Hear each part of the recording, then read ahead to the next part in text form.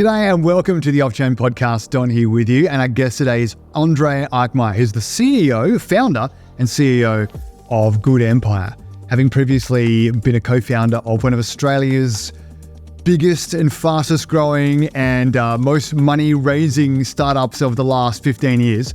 Andre basically walked away to start something in Web3 that would do some good across the whole world. So it's really, a very interesting story and building something very, very cool for the world. So please stick around for our guest today, Andre Eikmeier.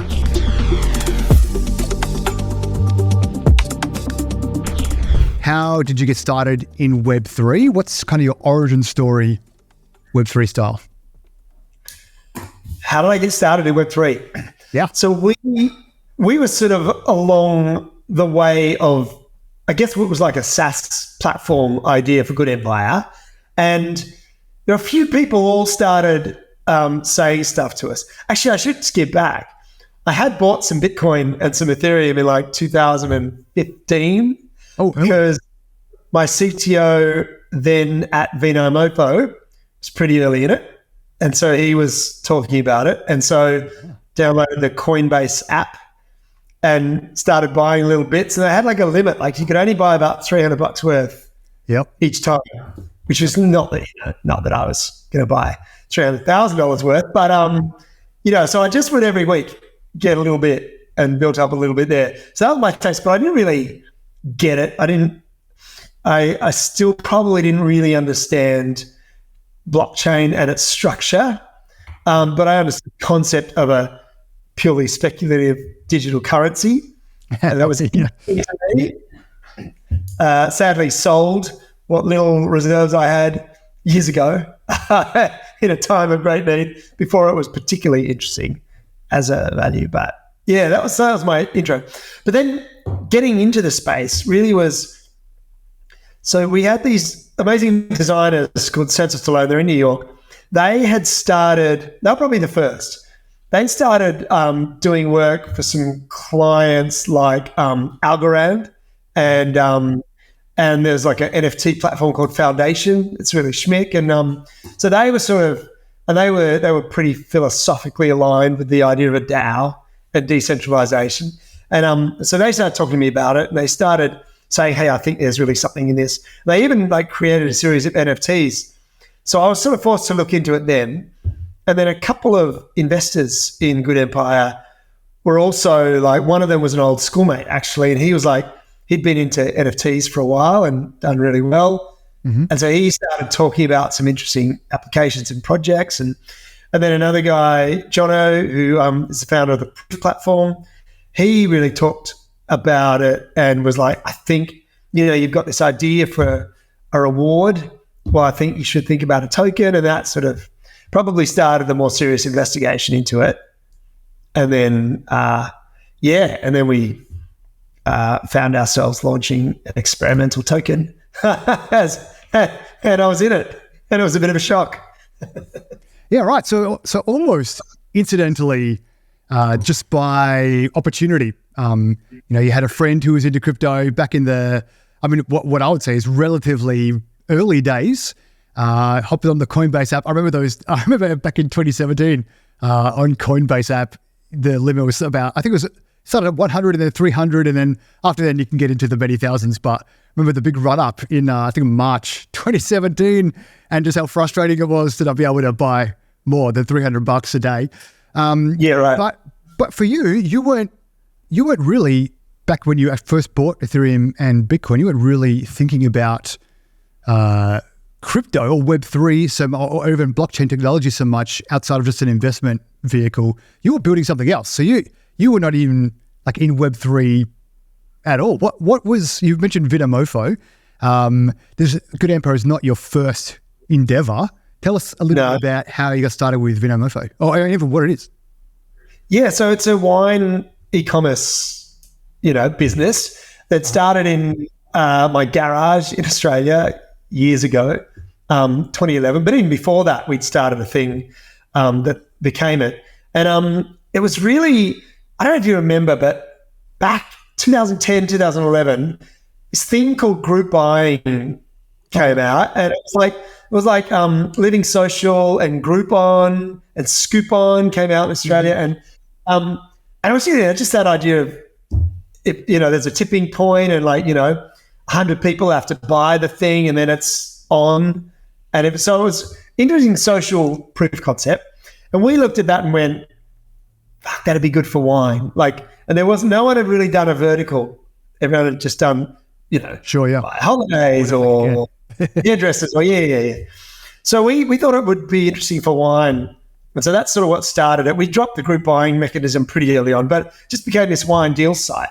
And it was literally two of us in a garage as a startup cliche trying to figure out, how to get wine. Nobody wanted to sell it to us, and just grew and grew and grew to now it's sort of, I think it's like 75 million revenue, but its sort of last valuation was over 100 million, and there's plenty of staff, and it's in a few markets globally, global supply chain. So it's good. I'm on the board, but not. I left as CEO to start Good Empire, but it was an amazing trading ground, because you got to. It's what we do. You're just trying to figure out how to source stuff and sell it in a compelling way, and then you've got your first employee, you've got to think about culture, and then you've got, a bit of scale, and you've got to think about marketing and how to grow that, and then running a community, and then processes to manage. It's just, I remember about every 18 months,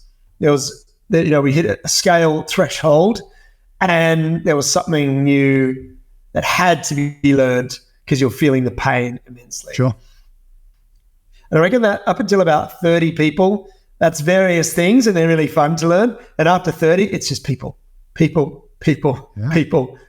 pain, or and they're also the ones that make it possible. It can happen. And the business, but so I remember being because we were sort of a bit of an Australian startup scene, darling. You know what I mean? It was at a time when there weren't a lot. There are a few brands that we were lucky enough to be, I think because we were really transparent, we really opened up the doors and invited people in on our journey. We didn't come at it with egos of hey, we're perfect founders, we know what we're doing. We're really open about what we did and didn't know. So I think people felt, we got, our story got covered as much as the business did. And so we sort of got in this scene, and we got to get in this sort of group of founders, I guess, who had started businesses that were of a certain scale. And that included the Atlassian founders and the Canva founders and Safety Culture and NextDC, and some really amazing businesses. And we would go away on retreats every year or two for a few days and just talk about the problems.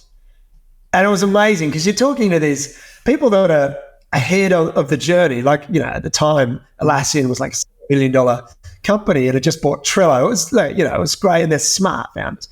And then you're talking to Mel and Cliff from Canva, and you just get to hear what is going on in their worlds, that are probably 5 years ahead or 10 years ahead of the journey than you were. So it's really cool. It was really great experience, and everybody was always just going, people. How do we solve people? How do we hire the right ones? How do we fire the wrong ones? How do we solve these problems? And I was like, wow, that's actually true. At scale, becomes people. Yeah, man. Well, many of our listeners and viewers are founders or aspiring founders, sometimes, multiple time founders. Are there any key learnings perhaps, or is it one standout learning that you've taken from starting and scaling Vinomofo, bringing into Good Empire? Is there one key learning that you might think, and every founder needs to hear this? Or is it just like you said, is it primarily people as you scale? Anything else? No, there's a lot of things I have learned the hard way. I think the thing that stuck with me is everybody is pretty glib with this expression that, don't be the smartest person in the room, hire people that are better than you. And that's easy when it's when you're hiring, I'm a non-tech founder, it's easy to tick that box when you're hiring a CTO. Sure. Or any dev, because I don't do that. But it's harder when it's stuff that you've done as a founder. And generally, as a founder, you've done most of it early because it's been just you or you and a small co-founding team. I always paid lip service to that, but didn't really on it in the early days. And I reckon you hit a point where you really feel the lack of guns, you feel when you've compromised on hiring somebody or they hit their limits. Every era, I talked about those eras of scale, you included as a founder or a CEO, even as a founding CEO, you all hit a point where you all get tested. Do you have the growth or the ability that's latent to lead in your role at that next set of challenges, that next scale, phase of your business? And I think with ego, leaders or founders, can become a burden because they think they've got what it takes to run that next phase of business and they don't. Yep. Or they're not willing to grow, or they can't grow, or they don't have the people skills or whatever. So I think that this idea of constantly iterating and making sure you've got great people for that next phase that you're tackling, I think is one that everybody says, yeah, and not enough people do. Yeah, because when you have someone great, it's just this oxygen and relief.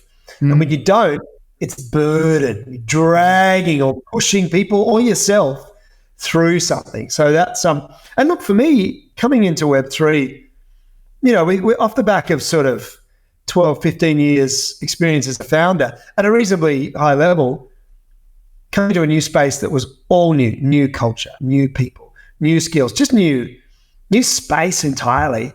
That was really eye-opening, and I felt probably more like an absolute rookie than I had in years.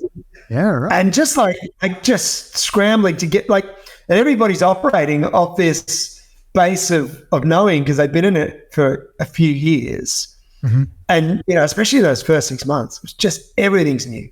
Everything's clumsy. You just, you make every mistake and it's a fucking brutal space to make mistakes in because there's enough sharks and scammers and everybody's, it took me a while to find the really brilliant people in the space, sharp minds, the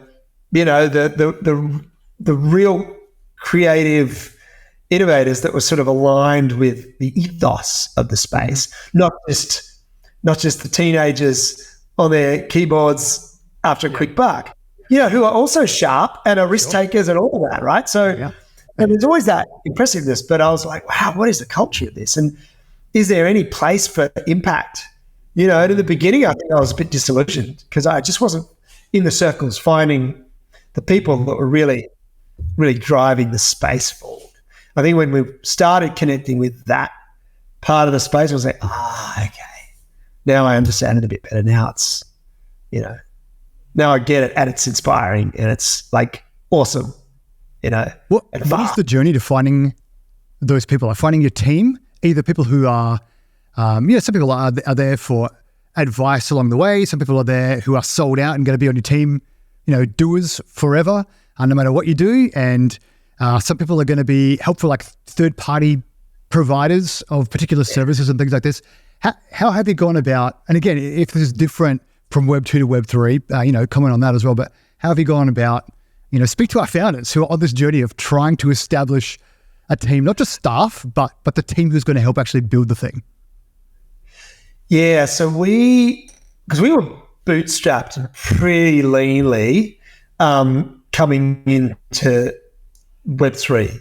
And so it was about finding almost accidentally people that saw something in our vision that were either in great projects or were great founders or had great advisories or VCs or, just we're in the pointy end of the space, because in the beginning, I think I was with there's a lot of degen investors that were,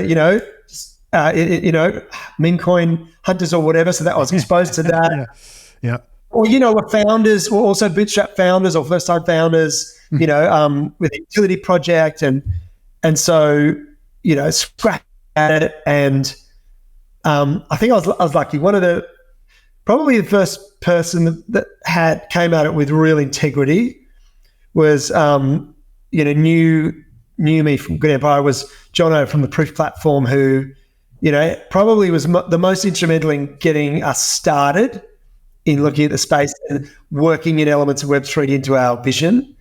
And he was a human of integrity and approached it with integrity, and was, had a platform that was trying to solve, hard drugs and a scam. So, he was ethically aligned and really dedicated to trying to clean up the space in the way that he could, and I guess protect the investors from his perspective. But so that was great to have someone that came at it with some real principles, and then,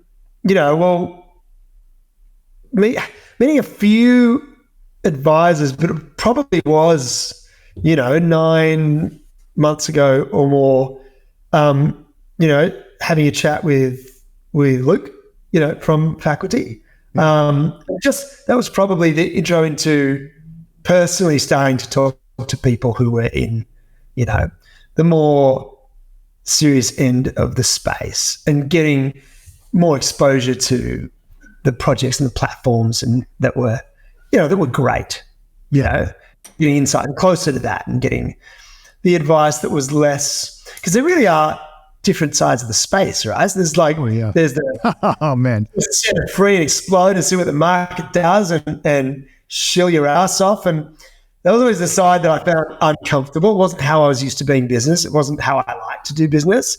There's the other side that's like, no, get the right structures in place and, put the time and thought and care and systems in place. And then, it's not so wild, That is a hard wildness to say no to, though, because there's so much liquidity there, so much action there, but they're trying to capture the meta, that memes do, and only memes generally, very rarely memes specifically. And so it's hard to actually be the one rather than actually building something of fundamental value, which seems far less sexy, but and maybe harder even to attract liquidity versus a fly-by-night meme that captures the narrative or captures the meta.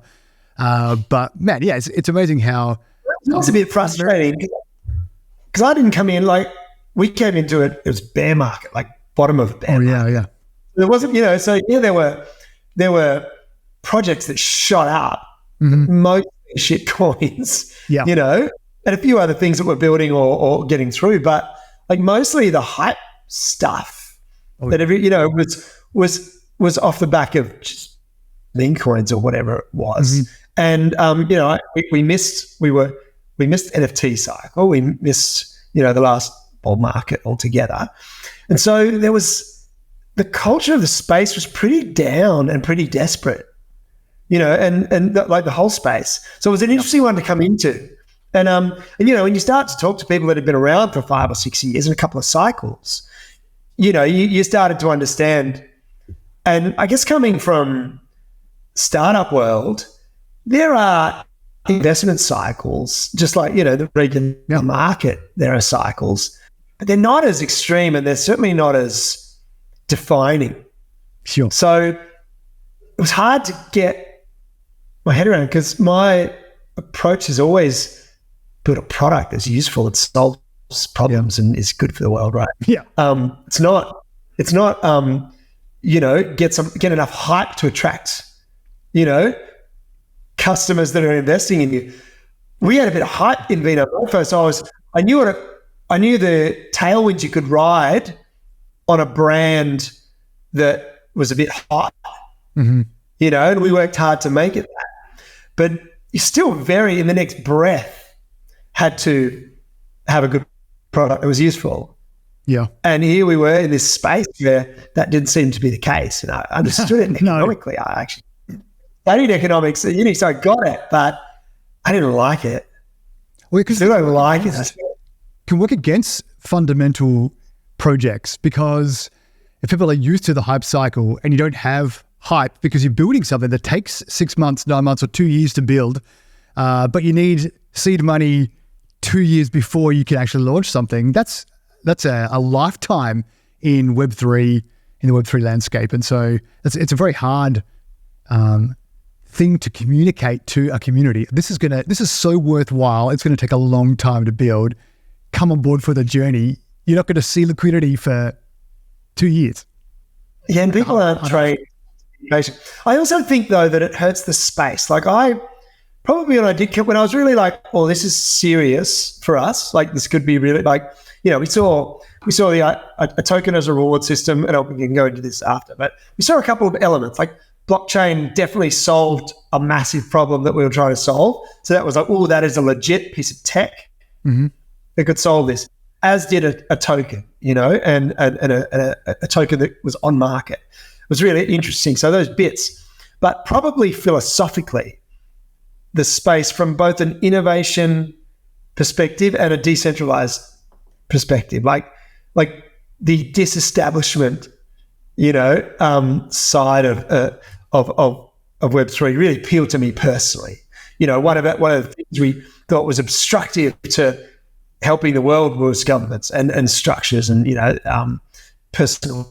So I very much was straight away looking at the space as a whole, and coming from Web2 and knowing that our customers were big charities and NGOs, were organizations and schools and universities, enterprise level corporates.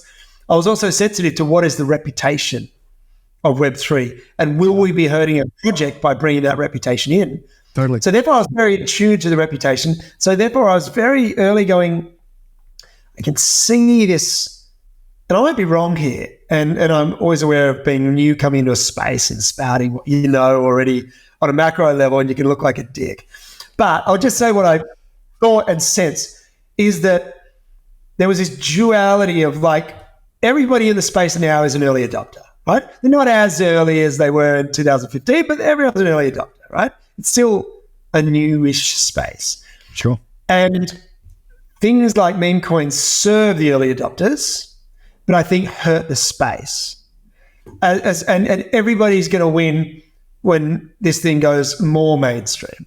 If it's completely mainstream, it'll even out the playing field and there'll be less quick wins for early adopters. But early adopters are going to win because whatever they're holding is, with more demand, right? So I was like, okay, so it is in everybody's interest for this to go more mainstream, and to get cleaned up to a degree. There should always be shooting, cowboys and the whatevers, because that's part of it that's exciting. But the levels of trust and not regulation, but community regulation, like it should be a safer space to invest in. Yeah. And so there's a lot of evolution, and hurting newcomers and big brands and existing communities and, those sorts of things coming into the space, I think is the fear of the reputation. That reputation is only cemented by things like meme coins and the rugs that often come. So all of those sorts of things, right? So I was always like, okay, I was very interested in not just what could Web3 do for us as a business, what could the blockchain do for us, and what could a token do for us, and blah, blah, blah. And investment through a token launch. It was very much what could we, like, I'd love to see, when you look at a project, you go, fuck, that's a great project for Web3. Yeah.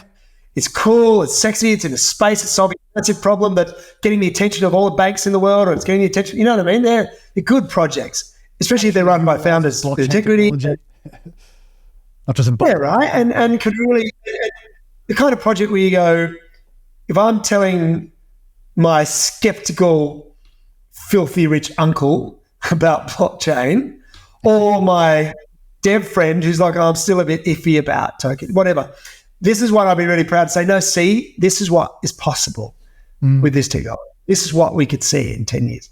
So I was always aware of that. And I think, so that was the lens that we had with Good Empire. We're like, oh, I think this could be great for Web3 as a brand, as an industry, and not just Good Empire, but what we're trying to bring to Web3, like having a genuine chain where every act of giving, an impact was recorded and visualized. I thought, oh, that's cool. People get that every time, even before Good Empire, when I'd read about a blockchain project where, someone was using NFTs to manage land contracts for regenerating the Amazon or whatever, you go, oh, fuck, that's cool. That's a cool use of the space. It's a great project. It reads well. Forbes are writing about it. It's like, you go, that's a good, yeah. So it was always an interesting lens to come into Web3 with that sort of idea of like, oh, what's good for Web3, Not just what can we get from it. Yeah. Well, let's round out that founder's journey then. And how did you go from Vinomofo to saying, let's do something mission-driven? Not saying that Vinomofo wasn't mission-driven, but let's go for something that's specifically, intentionally do something good for the world. How do you go from one to the other?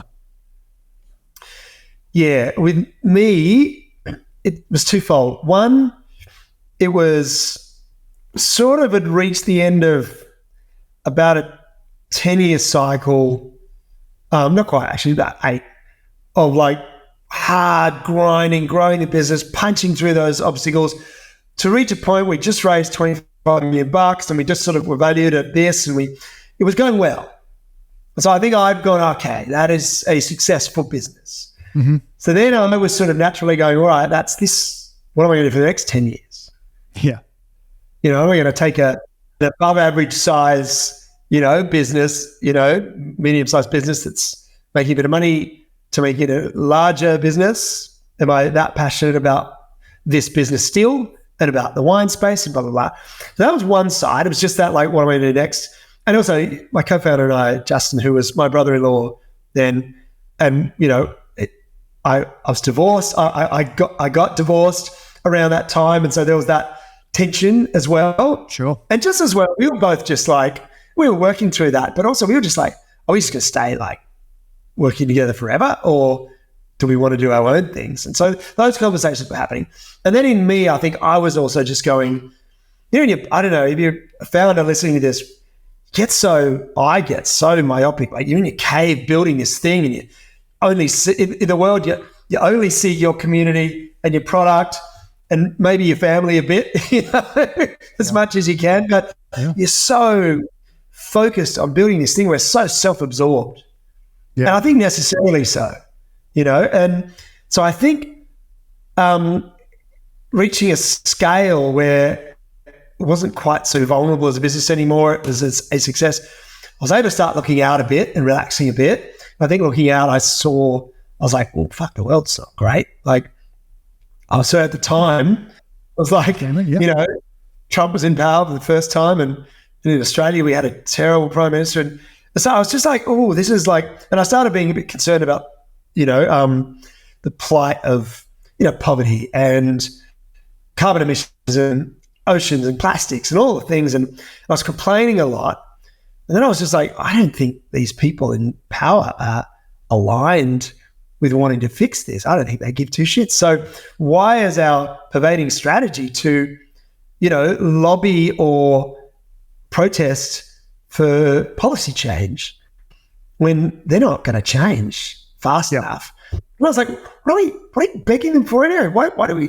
And I was personally like, I wish I lived in Finland because they've got a great welfare system, and I've done a fair bit of stuff with the homeless in Adelaide with some of the big projects and in Sydney.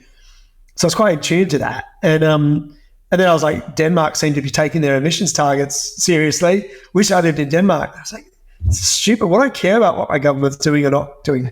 I can do my thing, but also why don't we all just... So I was really interested in this idea of I called it a nation without borders. And like, why couldn't we align and come together based on what we believe?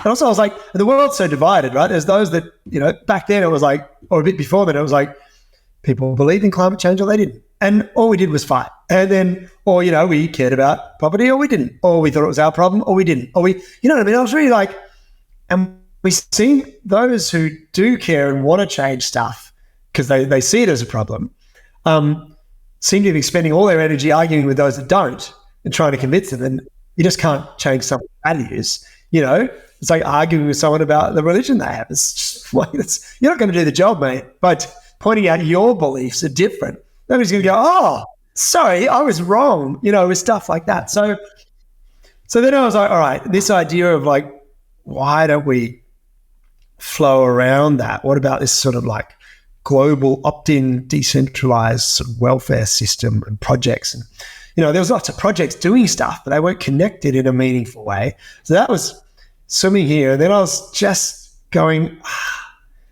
I've spent this time building connections and abilities and experience and reputation and, some ability at least to build and grow a company.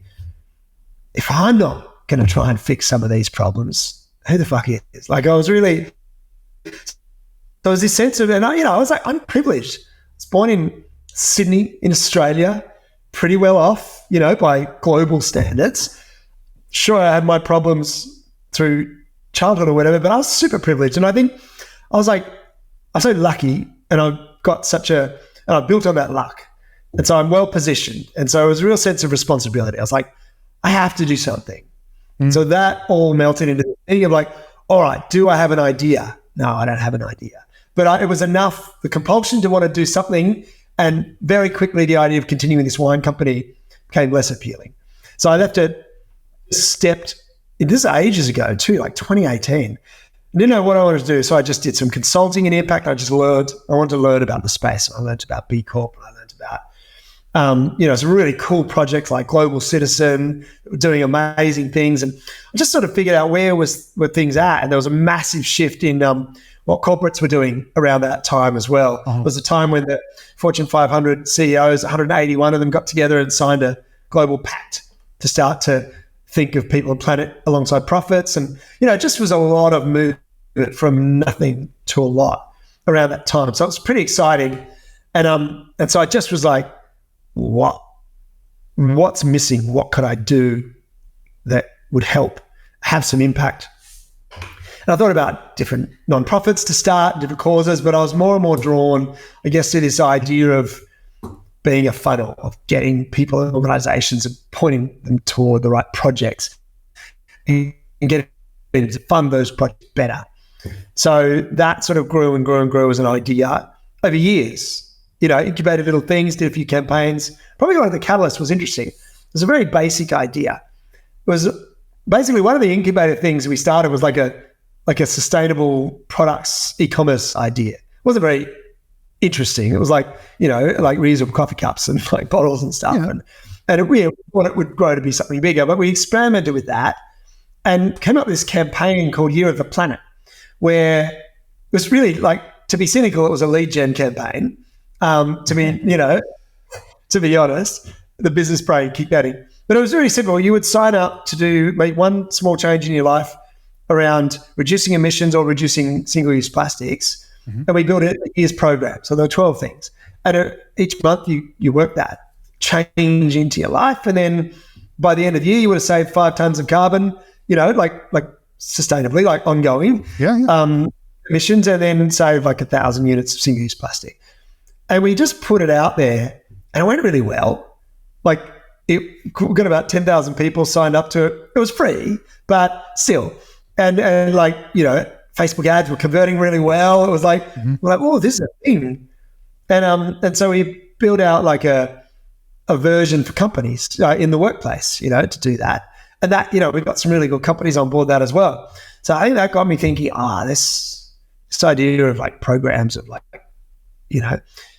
things, challenges that make people change their behaviors, that sort of fermented. And I think that it wasn't interesting enough in of itself. And then along came COVID and we were sort of stuck a bit for a while. But the idea fermented into like, it was probably the catalyst to like, what about if it was a platform that housed whole different things across all the things like people could do to help people out of poverty and things people could do to help people out of hunger and equality. Blah, blah. So that sort of idea.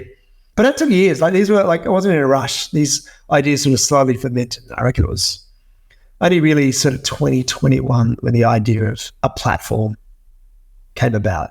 But even then it was like a SaaS platform, Yeah. So, but from it's been a long, fundamentally philosophical level, you were already kind of embracing that Web3 blockchain philosophy, libertarian light philosophy beforehand going, well, why do we wait on the government to do things or try to lobby the government? Like go to the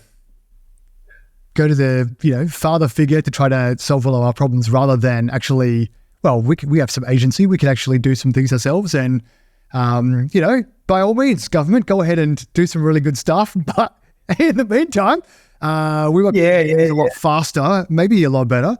And possibly, for me, I think abrogating our responsibility or delegating as a population all of this people care and planet care to the government is a terrible idea, because then you're only relying on whoever is in government to be on your particular team or care about the things you particularly like. And then even if they do, you're putting a lot of faith in them to be able to actually affect any change, rather than just saying, man, maybe I could organize, maybe I could even start a commercial endeavor that could do better than waiting for the government or lobbying the government. Man, I think that's at the heart of the blockchain philosophy, all the way back to Satoshi's white paper. And so interesting for me to hear you kind of adopting that philosophy foundationally before you even really get into blockchain, and then now you're building on blockchain. So maybe. Well, do you know what? The first one I talked about, our designers, Santos Stallone, the first thing they came with was, Andre, I think you'll really like the idea of a DAO. I was like, what's a DAO? And, they go, have a look at this. And they showed me like Climate DAO and a couple of other things that were. And so I was like, fuck yes. Wow, yes.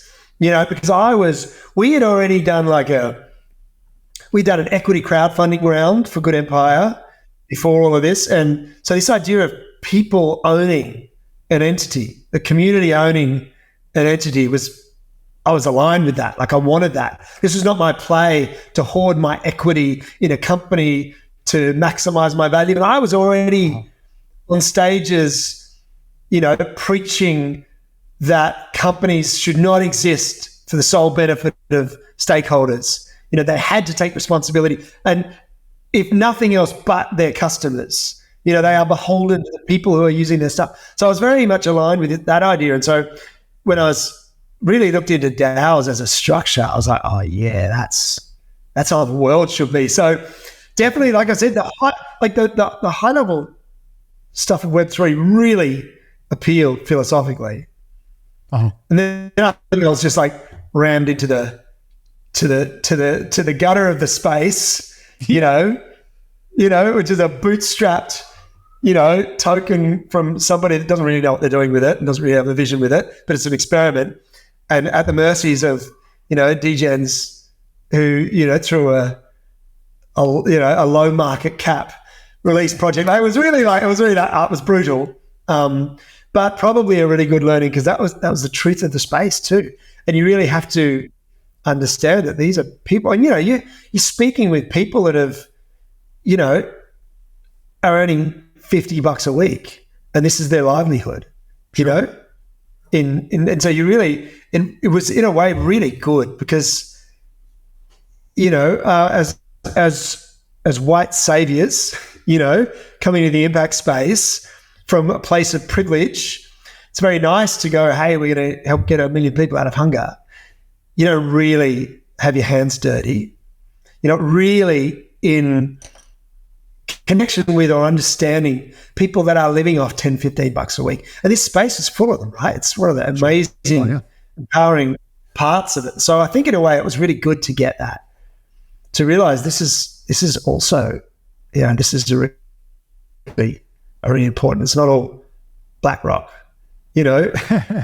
lobbying to be able to, ETFs. It was like really like, oh, this is the truth of the space too. It's just really interesting. Yeah. Well, so what is Good Empire then? What is it? What are the hopes? How will you know when you are successful or when it's being successful? Yeah, good. So for a start, it's an impact platform that to power the on-chain future of giving an impact. So there's $500 billion USD that's donated, from everyone from companies to philanthropists to, just mums and dads donating $100 to their favorite charity. Globally, it's about $500 billion. And there's a lot of problems that are holding that number back. It sounds like enough. $500 billion could solve some problems. Yeah, it does. It solves some problems. And there's 10 million charities, mostly at the forefront of solving those problems, right? But I was like, well, what could be solved if that was $1 trillion, for a start by 2030? So really, Good Empire is a platform to help people and organizations level up their impact. So basically help them connect better, donate more to better projects, have more impact. And it's a system, right? It's an ecosystem. So it's really if you take the person as a user, really so that you've got an impact account and there's one place for manage all of your impact or giving, and to make it proactive. So you're not just, getting guilted at the supermarket by someone from Greenpeace, who's, good at getting you on board a $35 a month subscription until you remember to unsubscribe. But really sitting down and being able to be intentional, go, well, what do I care about? I really care about oceans. I really care about, gender equality, or I really care about poverty in these places. And so you can go, and here's my budget, and here's the impact I would like to have, and helping connect you with the projects that are the most effective at solving that problem, and helping you understand, not like, I don't know, I donated $100 and where did that go? Or your company, and you go, we wrote a $45,000 check and here's the photo, It's just really like, no, we last year got 612 people educated in Bangladesh, and we're really passionate about that. And next year we're going to go for 1,000. Really shift that. And as a person, you might be, I got 3 people out of hunger last year. I'm really proud of that. Or, I helped get, 400 kilos of plastics out of the ocean, or I helped blah, blah, blah. So that's what the platform is for. But the really transformative parts, and this is where the Web3 stuff came in. One of the problems is people don't trust where their funds are going. And even if they do trust, they don't know. There's not enough, it's not transparent. What is effective? Not many charities are going, there's not a table you can look up and go, this one will cost $140 to get someone out of hunger in this part of Africa. This one can do it for $80 per person. And this one can do it $60. Why isn't there? There should be, right? You should know. Because you might go, oh, I want to do the $60 one because I can get 2 people out of hunger for my budget or whatever, right? And also, just there's enough stuff that will monitor the reputation and brand of a charity or a project, but it's still not solving the trust problem is still there. And part of that is people just don't know where their funds are going, and they're not connected with the impact of it. And so they might be sold on the impact when they make their donation, but they're not brought along the journey until the impact is done, right? So we really wanted to create that. We really wanted people to be able to, make it easy. We could help them find the right projects that are either the most effective or the most local or the most aligned with the way they think about this or whatever. And so they know and help them donate effectively to those, but then open up this loop of feedback and data and stories so they stay connected. So you're like, hey, that $300 that you donated over the last 2 years to this regeneration project. Well, we just planted these seedlings and this is where it's at. And we're 6 years toward our 10 years, and soon we're going to be sequestering carbon. And here's a little video from the small farmer, landholder who switched from growing bananas to growing natives, and the family is now supported and they just had a daughter. That's the stuff that gets you like feeling good about what you're doing. Because otherwise it's just, what's costing me money? And you get a little endorphin hit, or your guilt is, assuaged for a bit, but mostly it's not done right. So we really wanted to solve the trust and blockchain, being able to have a network where you can trace every donation through to its impact from any platform, no matter where it happened. There was this global universal impact dashboard that allowed you to see all the people that were contributing and organizations that were contributing and trace that through the impact that was being had. We really saw that as being able to solve a massive that massive trust problem. That alone could open up so much, and would also, one of the big keys to behavior change is social proof, right? We might want to do the thing because it's the right thing, but it's also nice to be seen doing the thing. But we don't want to have to brag about it. We'd like to just humbly be able to be seen for doing that, right? It's like classic behavior in philanthropy and everything, right? So an open dashboard that shows that can do that, and also puts social pressure on the organizations, particularly that aren't having the impact that they could. So they're not alongside. So if you look at like Microsoft and Apple, and or Microsoft or Apple and Samsung or whatever, you're agonizing over what phone to buy, there they are on the dashboard. You can see who's having impact where. You might go, oh, that's cool. I care about education, so I'm going to support that. And suddenly, so at the same time, it's spotlighting the charities and endeavors having the greatest impact, so that more donations go to those impacting projects. It's also helping more money get to those projects by social proof and pressure, like that social pressure, I guess, if you like. What's the data? Let's be part of this, because there's no excuse, because we now know how to make that impact. Exactly. And the other part of it, which was massive, that just sealed the deal on Web3 as in not just a couple of elements in a SaaS play, as in this is a Web3 project, was the concept of rewarding people, which just was really like, we actually did this amazing gamification UX process with this cool agency called Octalysis Group. And they work with like Tesla and IDEO and Lego, and some, like they've done some political campaigns, really sharp consultancy.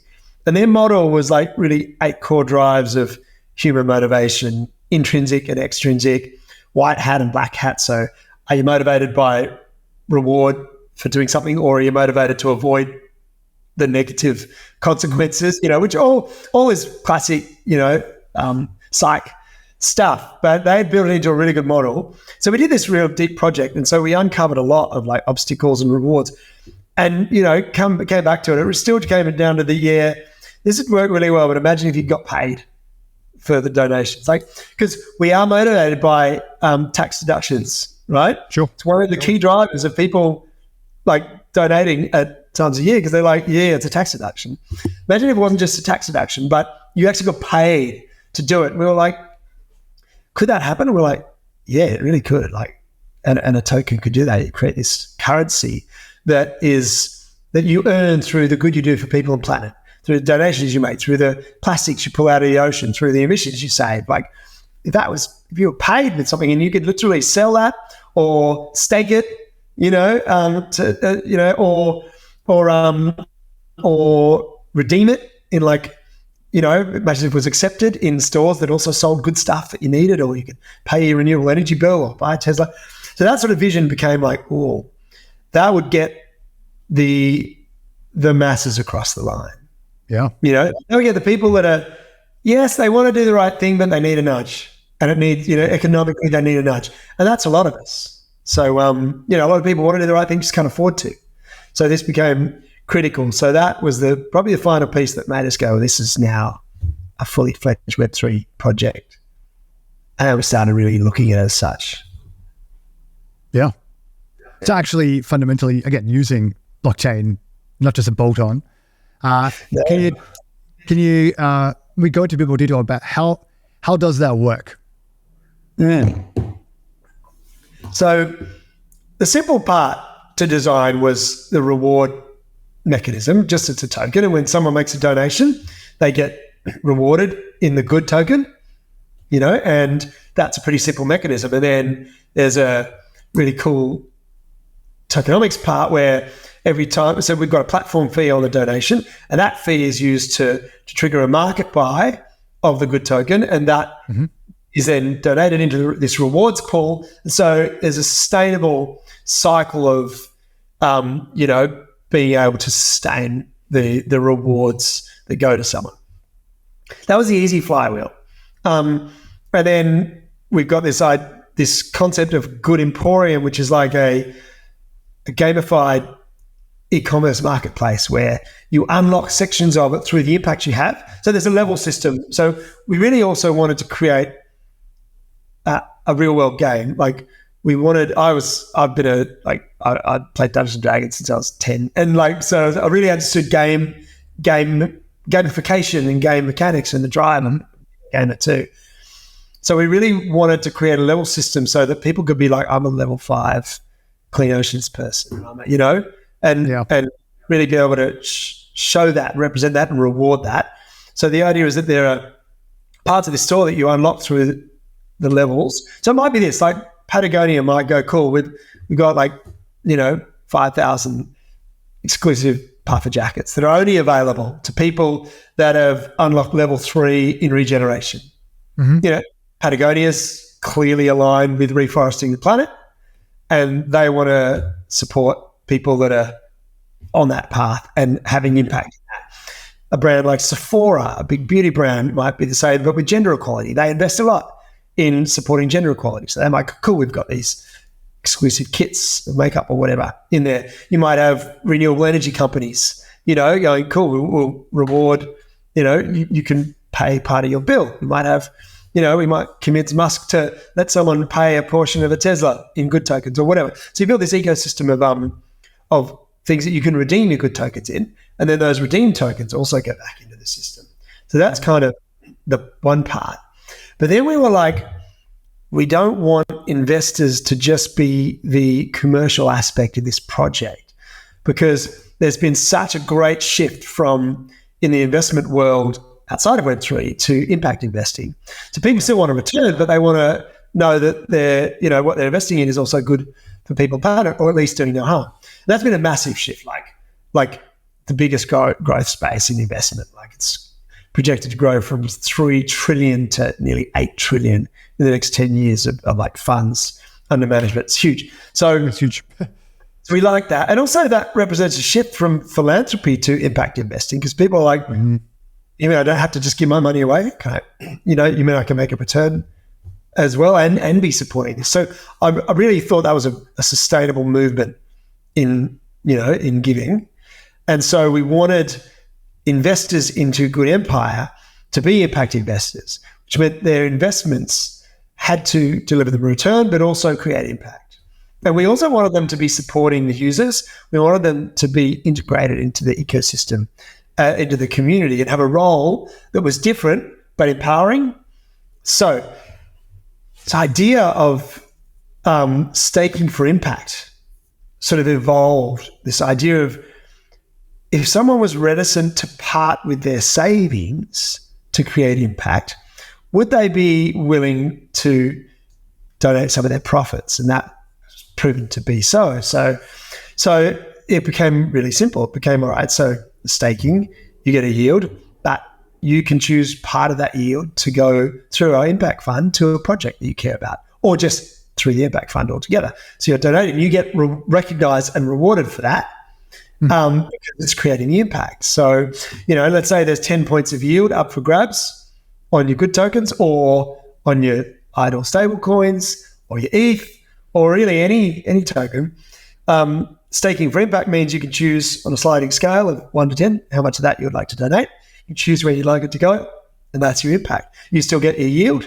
You might just go, all right, I'll give up 1 point of that 10, and you're staking a lot. That's a lot of impact, and we're happy with that. And the recipients of those funds are happy with that. Oh yeah. And you've still made a profit. So I think that's really, really key to be able to really tap into a behavior that is going on in crypto anyway, and give everyone a really easy way to be impactful without really feeling it, and so. And not just through our project, but really staking for impact can be plugged in to any token ecosystem or any staking product, or restaking product, which is pretty hard now. So really interesting. We power then the impact fund and the distribution of the funds, and those being managed, responsibly of the trust and transparently. But really, any token anywhere in any project could be doing this. And the funds that could be raised from crypto, I really kind of want to see crypto like smash it out of the fucking park with Good Empire. Yeah. I want to be able to go, hey, come on, there's so much wealth and there's so much fast speculation of wealth happening here. Mm-hmm. If we can just capture a bit of that. There's a cool donations platform that's a partner of ours, the Giving Block. They've been in the space for a while, and the average donation from a crypto philanthropist is like in a year is closer to 12,000 USD, and outside of crypto, it's like $80. You know what I mean? So really, really generous space when it's applied.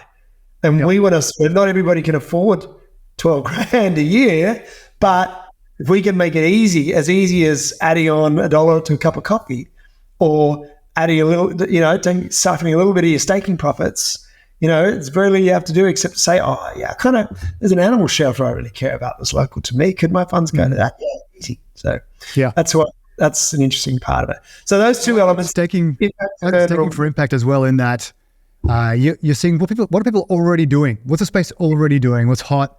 Let's go there and say, hey guys, keep doing what you're doing.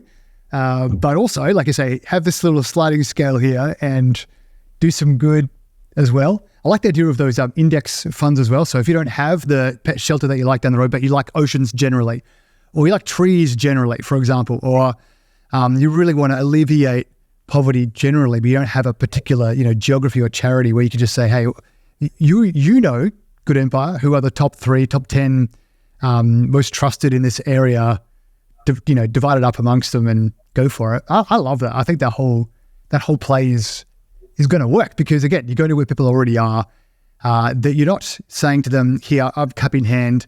You're saying, actually, I have built something that's going to help you make money and also help insert charitable or global impact here. Yeah, and being able to show off and showcase people and brands that are having the impact in crypto, so every token that, is participating in this staking for impact, will be tracked how much impact they're creating, how much of that token is through the staking or whatever is creating that impact. It's going through the impact fund. And so we really will be able to create a visible layer on, philanthropy for the whole space, that just doesn't exist. And beyond this space, obviously a big part of it is outside of crypto, but I really like the idea of it, whether you're just a crypto investor or whether you're a brand, a token, a product, a platform or whatever, being able to go, this is the impact we're choosing to have, and suddenly it's really easy to do and it's visible, and both your contribution is visible and the impact that it's having is visible and the impact that everybody else is having is visible. Can be really galvanizing for the space, Yeah, man. So Andre, what do you need that you don't have to make Good Empire a success? Is it just a matter of time, or are there finance, tech things that you need to put in place?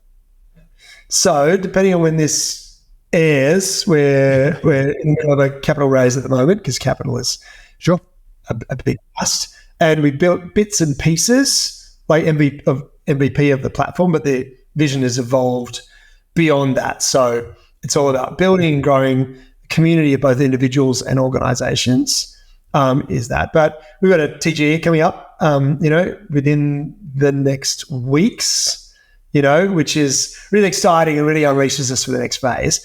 But good people, going back to the very first question you asked, about what really makes a difference, just good, sharp people. We've been lucky in that with this project, we've managed to attract a lot of good people that just, I guess, believe in it and want to see it happen because of what it stands for. I think that's lucky, and that's allowed us to have some really good minds on this when we're, not capitalized to do so. So that's great. But you really, getting somebody's heart and a bit of their time is not the same as getting all of their time and all of their head and their heart. So, I'm just really excited to wrap up the cap raise launch the token, start building, grow the team, start marketing, aggressively. It's a nice, as a founder, it's a beautiful message to be putting out into the world. And I don't say that with ego. I mean, I say that with humility. Like, I've flogged wine for many years, and wine's not in banking, right? So wine's a pleasant product to sell to people that like wine, because you are the nicest email they get in the day. Do you know what I mean? And you're like, it's good, right? But this is like exponentially more so. And nobody goes, this is shit, I don't want it. Like, they're either not for me or good on you, but a lot of people are like, oh, I had an idea like this, or could you do this project? Or I've got a such and such that I really care about, or it's really beautiful. And, you get to, and actually what we've discovered is there's some really great Web3 impact projects out there that are quietly or not so quietly going about their business, and so you're like, oh, it's really fun to uncover what's happening. But also, I guess, just be a brand that has a potential to sort of galvanize and amplify some of that, So it's nice to be able to put that out. So I'm excited to be able to throw some serious money behind that message, and the growth of it. I feel like there's been so much ideating, experimenting, testing, piloting, feeding back. There's been with enough. Now we need to build and collide with the real world in a more meaningful way than the pilots that we've run. Because every pilot we've run has been like, oh yeah, that's bad, we're going to do that. Way different. It's been so informative, So now we're like, all right, we got a pretty good idea of what is going to move the needle, at least until we start hitting some scale, and we learn what scale needs, So, But that's exciting to me. I'm really excited by that. So if someone wants to find you or find Good Empire online, where can they find you? Yeah, so goodempire.org is our URL. Similarly, just Good Empire _ on Twitter. That's easy to find. Or reach out through here. I like having good conversations. I'm always learning, or get to have good conversations with smart people in this space every day. So I really like that. So I'll always, I feel like I'm still so early in this, and that this Good Empire is an idea that is so big that it really needs to get hijacked and carried by everyone. You know what I mean? So I'm therefore always listening and always like inviting opinions and ideas, because it is bigger. It's every startup is actually bigger than its founders, but some marginally so. Some you can carry as a founder with your passion and your smarts, and your messaging. You can carry it. This is bigger. This is a genuine ecosystem. We think of it as like an operating system for the impact economy, and that is a lot of players a lot further along than we are on their journeys. So we are just here to sort of help organize and help amplify. So that comes with a lot of humility, right? So yeah, I like having conversations with smart people. And generally they sit there and go, they co-opt something they've seen in our model, how it could work for this and that, and it ends up being really, really cool. It's great, man. Well, looking forward to seeing how you go, and we'll have to get you back on the pod after your TGE and maybe after another pilot program, see how you are tracking. And man, all the best for the building, for the fundraise. And if our conversation today has inspired you, if you're listening or watching, please reach out to Good Empire, reach out to Andre. I'd love to have a chat. Thanks, Don. Thanks for joining us on today's episode of the Off-Chain Podcast. Hope you enjoyed today's guest, Andre Eikmeier. We love bringing you great guests like Andre. Hope we've helped you think about the future, about Web3, about the world, and how you can be a part of building a better future. Please like, subscribe, or better yet, share this episode with a friend. Help us spread the word, and join us again next week for another great episode of Off-Chain. Till then, take care.